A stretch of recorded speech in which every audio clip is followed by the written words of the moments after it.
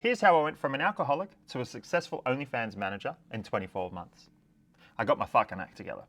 Now, I know it's not as simple as that. It took me a few goes. Well, it actually took me a lot of goes. But here's what I did. The first thing, I got help. I found a counselor and I went to see the counselor. Not once, not twice. I was seeing a counselor for about 12 months. And it wasn't just seeing a counselor. I used to go to NA meetings. The drug thing was kind of getting out of hand. I said I was an alcoholic, but really, you'd probably call it an addict. Point is, I was just trying to take anything and everything that would get rid of anxiety. I'd go somewhere and I'd get anxious. I'd go see friends, I'd get anxious. And I was sick of it, to be honest. I was just drinking and taking drugs. The other thing, I knew I wasn't on the path that I wanted to be on. And this hurt. And that's probably another reason why I drank and did a lot of drugs. But as soon as I started seeing a counselor, they start telling you why you're really taking this and why you're really doing it. And it took me a while to figure out that I was actually just trying to numb anxiety, really. But then after that, I noticed that I had to step away from the things that were actually causing me to do these habits in the first place. First thing was going out, going night clubbing. Guess what? That meant I couldn't chase girls anymore because chasing girls meant going to nightclubs. Nightclubs meant drugs, nightclubs meant alcohol. And then that was like 3 days out of action because as you get older, these hangovers start lasting for ages. So not only was that a financial suck, it was taking time and it was just encouraging me to do these habits that were slowly killing me and leading me on the wrong path. Second thing, I had to separate and put distance between myself and my friends that were kind of into these habits. Friends that like drinking a lot, friends that like sitting around doing fuck all, which some people may like, but it was just getting me nowhere. I had to put distance between myself and them.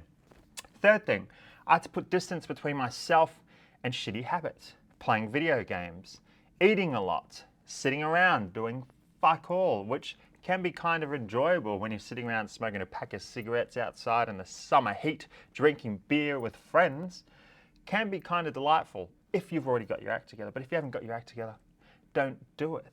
And here's what I started to notice.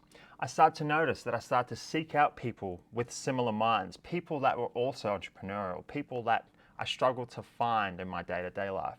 I also noticed that I started to listen to podcasts that encourage this type of behavior. Yes, Andrew Tate's definitely one of them. Now, this was all not fucking easy, and as I said, it took a lot of goes. But what really helped me was I put on Facebook, it's called a social contract. When you say something publicly to a lot of people, it's called a social contract because you're committing yourself to doing that thing that you're mentioning in public.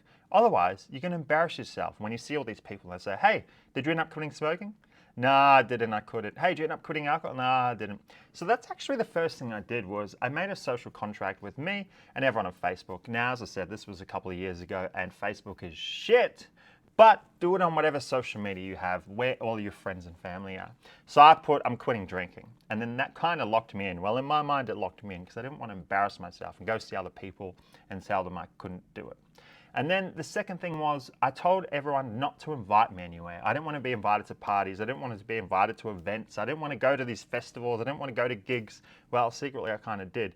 But I knew that would just make me want to drink and make me want to do drugs. So I had to stop that. Third thing is, as I said, I had to put distance between myself and friends that weren't on a similar journey as me. I read this book and it explained it quite well. It was talking about when you're surrounded by people, you start to like the things that they like. So if you're hanging out with a bunch of friends and they all smoke and you don't, guess what you're going to be doing in 12 months? You're probably going to be smoking. Why is that?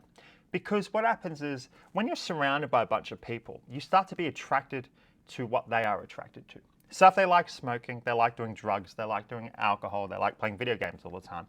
Even if you don't like doing any of those things, if you hang out with these people long enough, you're going to start to find that attractive. It's kind of built into us. We just like to be in tribes. We like to feel included. Why? Because it's safer. So when you're surrounded by people who like the habits that you are trying to get away from because you may like, but actually they're not getting you anywhere, well, you're never going to get away from them because you're always going to find those habits attractive as long as you hang out with these people. So the best thing you can do is separate yourself from them. You're going to feel like a dick and they're going to think you're a dick. But when they see how far you've come in like 3 years and they see you absolutely killing it, they're going to be like, okay, I get it now, even if they didn't understand in the first place. Now, how this ties into OnlyFans Management is when I sobered up and I had to uninvite myself from all these things. And when I, made that social contract and I said, don't invite me to anything, you end up having a lot of time on your hands. And it ends up getting painful sitting around home because you get FOMO, fear of missing out. So if you're at home on a Friday night knowing all your friends are at a party, that stings and that hurts like a bitch. So what did? I used to go to the library. The library is like this sanctuary. It's kind of guarded. None of these other events get through these walls because the library is like its own little world. So I used to go to the library with my computer and I just used to work. At the time, I was learning e-commerce. I was doing e-commerce, selling mobile accessories, and I was doing pretty well. But guess what was slowing me down? I was a full-blown fucking alcoholic, so that wasn't working, all right? Now, when I decided to stop that, I started to use this time to delve into OnlyFans management because I found out that OnlyFans was kind of like e-commerce, except without the bad shit. You couldn't get any returns. No one could message you saying, hey, my phone case broke in the mail, or your phone case is shit, or there's a new phone coming out, and those phones are old, and those cases are old.